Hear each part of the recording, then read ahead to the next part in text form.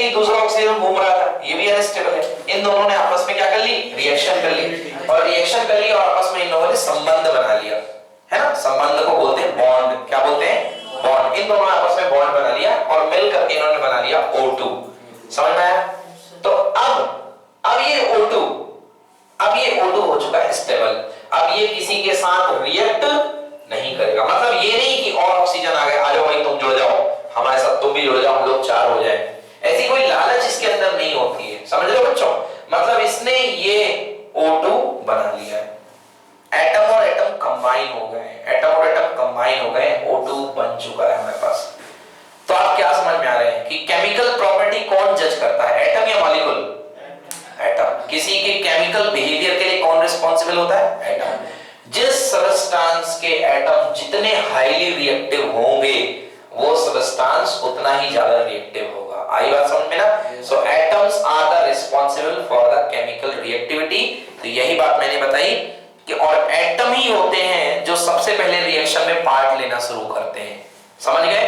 दुनिया की कोई भी रिएक्शन होती है सबसे पहले, जैसे आपने देखा होगा युद्ध में छोटे सिपाही आगे रहते हैं ना, सबसे आगे पैदल सेना रहती है ना, उसके बाद फिर बाकी लोग रहते हैं। ऐसे ही रिएक्शन में भी सबसे पहले इम्पार्ट कौन करता है, एटम। कौन इम्पार्ट करता है, एटम। ओके, सो एटम की ये हमने बता दी है। नेक्स्ट लिखेंगे size of atom. Okay, size of atom, the size of atom, radius, size मतलब रेडियस, रेडियस की बात करते हैं बच्चों। जो रेडियस हुआ करती है एटम की, उसका ऑर्डर है, ऑर्डर मतलब इसको नापा जाता है नैनोमीटर में। किसमें नापा जाता है, नैनोमीटर में। And 1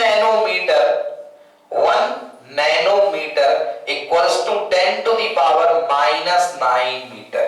1 nanometre equals to 10 to the power -9 metre, that is equals to 1 upon 10 to the power 9 metre. 1 upon 10 to power 9 metre. समझ रहे हो। 1 nanometre equals to 1 upon 10 power 9 metre, इसको बोलते हैं अपन नैनोमीटर। ओके, तो ये हमारे पास नैनोमीटर में आप नापते हैं इसको, एटम की रेडियस को। टाटा नैनो का नाम सुना आपने ना, क्योंकि क्यों बनाया गया उसका नाम टाटा नैनो। नैनो का मतलब होता है बहुत छोटा, नैनो का मतलब बहुत छोटा। समझ में आ रहा है। जब आप मतलब आप समझो इसको, समझो आप, आपकी आंखों से कैसे दिखाई देगा बेचारा एटम। भाई 10 की पावर -9 मीटर है, मतलब 1 अपॉन 10 की पावर 9, 10 की पावर 9 मीटर हुआ कि नहीं हुआ। 10 की पावर 9 मतलब 1 अपॉन 10 की पावर 9, ये इसकी रेडियस है, ये इसकी रेडियस है। जो इसकी रेडियस होती है 10 की पावर 9 मीटर हुआ करती, 10 की पावर -9 मीटर इसकी रेडियस हुआ करती। जरा देखो 10 की पावर 9 में कितने जीरो आएंगे, 9 जीरो, 1 2 3 4 5 6 7 8 9 10। ओके सॉरी 9, 1 2 3 4 5 6 7 8 9, इतने मीटर। अब इसको प्रैक्टिकली देखते हैं बच्चों, प्रैक्टिकली, है ना। इसको हम प्रैक्टिकली देखते हैं। आप जानते हो 1 अपॉन 100 मीटर कितना हुआ करता है बच्चों, ये 1 सेंटीमीटर होता है। 1 अपॉन 100 मीटर, 1 अपॉन 100 मीटर कितना होता है, 1 सेंटीमीटर। 1 अपॉन 100 मीटर मतलब 1 सेंटीमीटर। कैसे होता है ये बता देता हूं।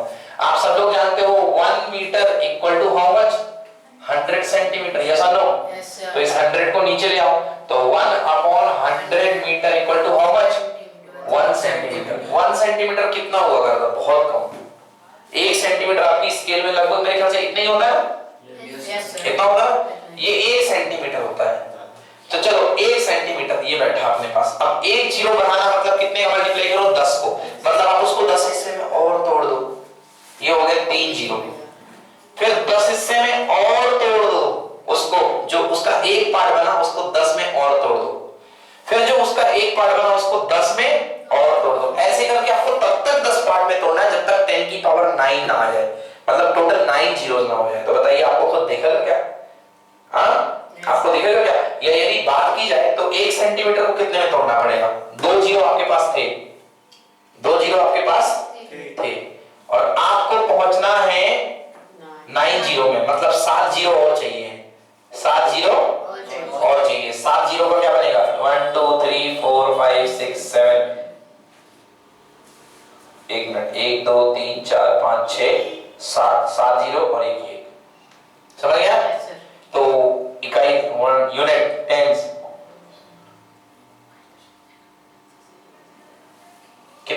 10 लाख की 1 करोड़? गिनिए, ठीक ना, 10 लाख।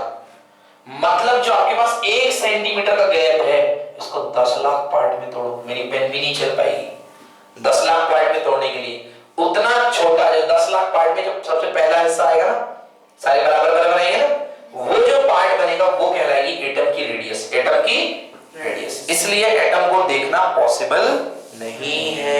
आई बात समझ में ना, एटम को देखना पॉसिबल नहीं है। हाइड्रोजन एटम की रेडियस आपको याद कर लेनी चाहिए, 1 × 10 की पावर -10 मीटर। ये तो और छोटा होता है, ये हाइड्रोजन एटम की रेडियस है, 1 × 10 की पावर -10 मीटर। समझ गए, 1 × 10 की पावर -10 मीटर, ये हाइड्रोजन एटम की रेडियस है, ठीक है ना। 1/10 की पावर 10, 1/10 की पावर 10। तो इतनी, इस तरीके से आप जो है इसकी रेडियस लिख सकते हैं। हाइड्रोजन सबसे छोटा एलिमेंट है, इसका नंबर है 1। केमिस्ट्री का सबसे छोटा एलिमेंट हाइड्रोजन है, इसका एटॉमिक नंबर है 1।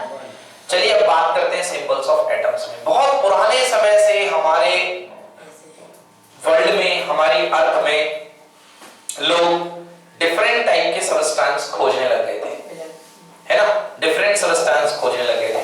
जैसे पता है कि पुराने समय में इन लोगों ने क्या खोज लिया था, हाइड्रोजन का बहुत पहले पता लग गया था, कार्बन का पता लग गया था, ऑक्सीजन का पता लग गया था, फास्फोरस का पता लग गया था, सल्फर का पता लग गया था, आयरन का पता लग गया था, कॉपर का पता लग गया था, लेड का पता लग गया था, सिल्वर का पता लग गया था, गोल्ड का तो पता लग ही गया था, सोने के सिक्के चलने लगे थे, प्लैटिनम का और मरकरी का पता लग गया था। तो इस समय इनके सिंबल जो थे बड़े अजीब अजीब बनाए गए थे, उनके चित्र बनाए गए थे कुछ ऐसे, जैसे कि फास्फोरस का सिंबल देखो आप, ये था ऐसा, ये था फास्फोरस का सिंबल, ओके, ये फास्फोरस का सिंबल दिया गया था। आप देखो सल्फर का सिंबल ये था, क्रॉस, ये था सल्फर का सिंबल, ठीक ना, इस तरीके से ये सल्फर का सिंबल बनाया गया था।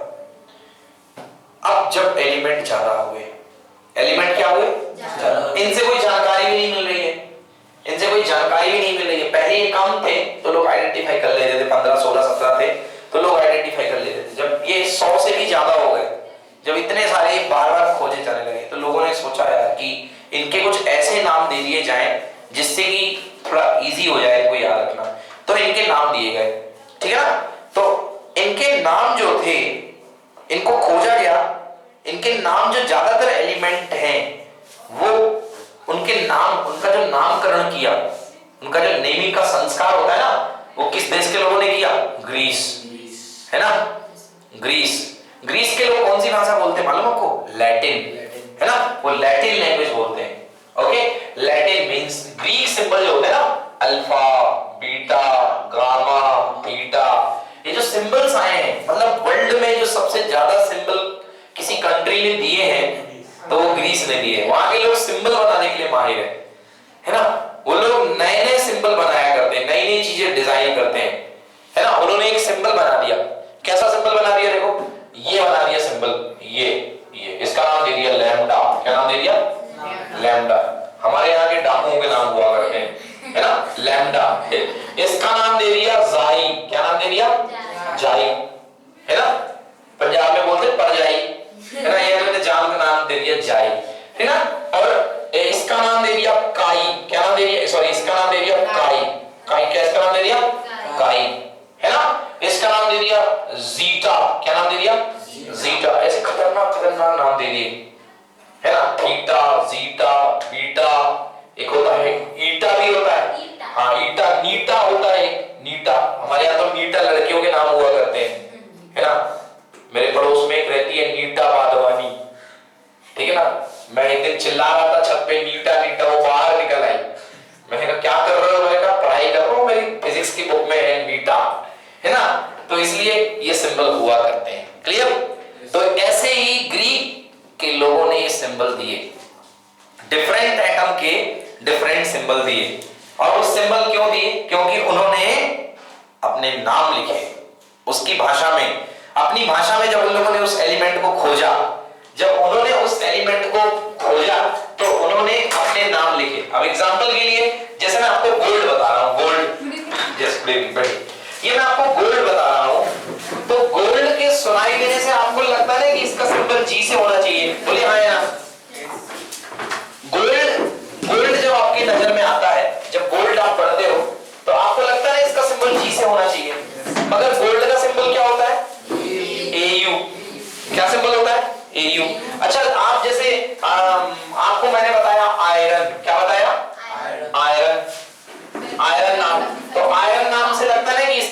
होना चाहिए आई से।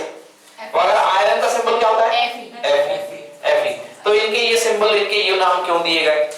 इनके नाम अच्छे अच्छे क्यों नहीं दे दिए गए, है ना? इनका सोडियम, सोडियम SODIAM, देखो सोडियम, सोडियम का सिंबल क्या होता है? Na। क्या होता है सोडियम का सिंबल?